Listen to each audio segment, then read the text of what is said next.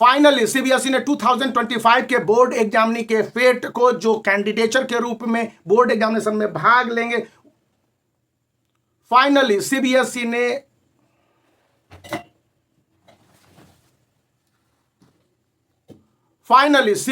ने डेट को क्लोज कर दिया है 2025 के बोर्ड एग्जामिनेशन वालों के लिए, यानी कि अब ज्यादा स्टूडेंट बोर्ड एग्जामिनेशन में नहीं भाग लेंगे। साफ साफ कर दिया है कि 4 अक्टूबर लास्ट डेट था एलओसी के लिए, यानी लिस्ट ऑफ कैंडिडेट के लिए। प्रूफ आपको स्क्रीन पर दिख रहा होगा। यहां बताया गया है कि ज्यादा स्टूडेंट को इंटरटेन किए जाने की जरूरत नहीं है और अभी तक 44 से 45 लाख स्टूडेंट सीबीएसई के बोर्ड एग्जामिनेशन में भाग लेंगे और इतने बड़े पैमाने पर स्टूडेंट को कंट्रोल कर पाना सीबीएसई के लिए एक बहुत परेशानी का सबब है। इसलिए भी उसने यह तय किया है कि अब स्टूडेंट की संख्या को लिमिट किया जाए और अच्छे तरह से बोर्ड एग्जामिनेशन कंडक्ट किए जाए।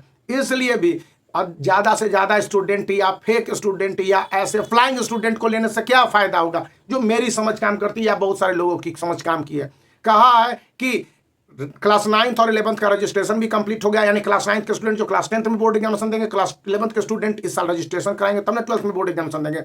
वो पहले ही था, उसका लास्ट डेट हो चुका है। और अब 2025 के बोर्ड एग्जामिनी के लिए यह कहा गया है कि जिन स्टूडेंट ने अपने एलओसी भर दिए हैं, अपने पूरे डिटेल भर दिए हैं, और कहा गया है 2 से 3 दिन शायद करेक्शन विंडो खुला हुआ है, अब ज्यादा स्टूडेंट का नाम दर्ज नहीं किया जाएगा। मतलब कि फादर, मदर, सिस्टर, ब्रदर जो भी हैं आके देखेंगे स्कूल में, और जो भी है कि 6th 7th तक या कहीं पर 8 तक है, 9th तक है, स्कूल खुले हैं। हालांकि स्कूल जो है जो डीपी के लिए 7th से लेकर 12th तक बहुत सारे जगह बंद कर दिए गए हैं। कोलकाता में, वेस्ट बंगाल में है, फिर आपके पास कर्नाटक में है, इन सभी जगहों पर है। लेकिन दिल्ली में भी बहुत हद तक लीव है। लेकिन स्कूल में करेक्शन विंडो रहेंगे और शायद 5th को, यानी 5 अक्टूबर को रहे या 7th और 8 को रहे। लेकिन यह कहा गया कि अब स्टूडेंट को ज्यादा इंटरटेन नहीं किया जाएगा। और यह भी बताया गया है class 10th and class 12th के स्टूडेंट के लिए कि उनके बोर्ड एग्जामिनेशन को लेकर पहला क्वेश्चन पेपर एक कंप्लीटली एनसीईआरटी से आएंगे। इसको लेकर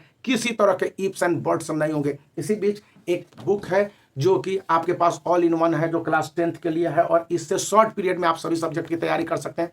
इसमें सभी सब्जेक्ट दिए गए हैं, तो आप इसको देख सकते हैं, इसका चुनाव कर सकते हैं, जिसका लिंक मैं इस वीडियो के डिस्क्रिप्शन में दे दूंगा। और दूसरी बात ये कही गई है class 10th and class 12th के स्टूडेंट के लिए, चूंकि ये बुक एनसीईआरटी बेस्ड है और पूरी तरह से एनसीईआरटी के क्वेश्चंस को इसमें डील आउट किया गया है, इसलिए भी ये जरूरी है कि आप इस बुक को रखें। ये ऑल इन ऑन वन पूरे साल के लिए नहीं, केवल एग्जामिनेशन के पर्पज से ही निकाला गया कि एग्जामिनेशन ओरिएंटेड क्वेश्चंस, उसके आंसर किस तरह होंगे।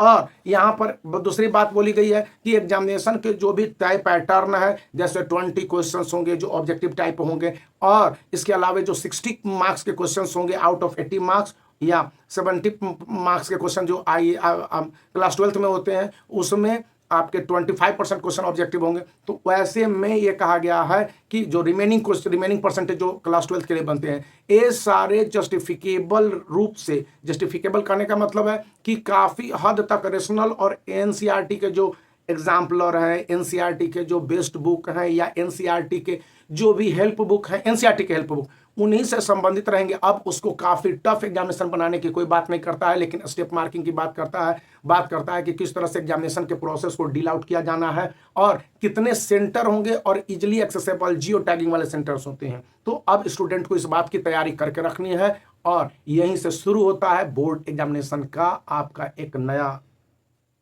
टाइम। तो तैयार हो जाइए। डेट शीट के बारे में कुछ पता नहीं तो मैं बता नहीं सकता, इसको आप छोड़ ही दीजिए।